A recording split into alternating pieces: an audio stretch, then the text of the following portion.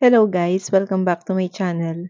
For today's video ay tuturo ko sa inyo kung paano mo malalaman ang location ng jowa mo in real time and accurate. So guys, ito pong ganitong paraan ay pwede mo rin gamitin sa anak mo para ma-monitor mo siya. Lalo na kung siya ay teenager, hindi mo alam kung saan siya nagpupunta, tapos yung kanyang oras ng pag-uwi dapat ay hindi siya nakakauwi. So, mache-check mo siya kung nasa saan siya. So, kung gusto mong malaman kung paano, sundan mo lang ang video ito at i-click mo na rin ang subscribe button at notification bell para maging updated ka sa aking mga video. So, simulan na po natin.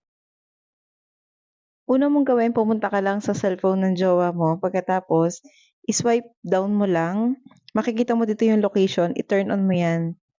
Kasi guys, kailangan mo yan i-turn on para ma-locate mo kung nasaan yung jowa mo once na siya ay umalis. Tapos guys, tanggalin mo siya dito para hindi niya malaman na naka-turn on ang location niya. So, ganito lang yan guys, no? I-click mo lang tong 3 dots sa taas, tapos click edit tiles. Itong location, lagay mo lang dito sa baba para hindi siya nag-a-appear dito sa kanyang screen once na nag-swipe down siya. So, kapag okay na, back mo lang. Tapos, punta ka lang sa maps. Dito guys, i-click mo lang tong bilog na to kung nasan yung kanyang Gmail account. Click mo yan. Tapos, click mo yung location sharing. Tapos, i-click mo yung new share.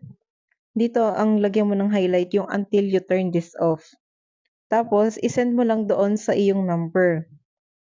Tapos, click mo yung share.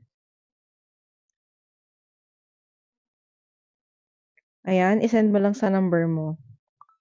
Tapos, i-delete mo yan para hindi niya malaman na nag-send ka sa kanya na nag-send ka ng link sa iyong cellphone.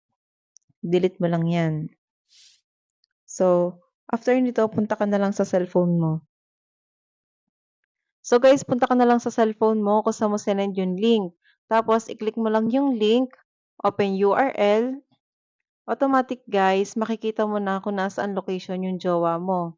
Tapos, makikita mo rin diyan kung ilang percent na lang yung kanyang cellphone. And then, for example, gusto mo makita yung paligid ng location kung nasa saan yung jowa mo. Ito lang yan guys. I-click mo lang tong directions. Tapos guys, dito, may makikita kang picture dito sa may gilid, sa may kaliwa. I-click mo lang yan. Ayan yung paligid kung nasa saan yung jowa mo. For example, kung nilolocate mo siya. No? So, ganun lang po kadali guys. Sana po makatulong ang video ito. Thank you for watching. Please like, comment, and share this video.